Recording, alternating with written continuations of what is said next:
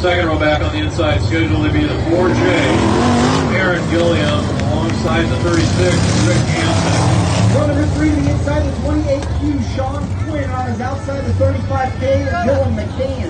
Fourth row back, the 77, Jason Miller, scheduled to be out there, may not make repairs. 33F, Shane O'Bannon. Row number 5 to the inside, the schedule to be the 4L of Mike Hausman Jr. Doesn't look like he's going to make the call. Boyd Peterson to the 57B is out there. He's outside row 5. Mark Harris out there in the 28H in the back row of the 03.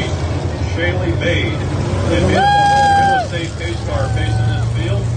Still close No, she's not out there. She got disqualified. You're looking for real estate in this area or around this area, around the general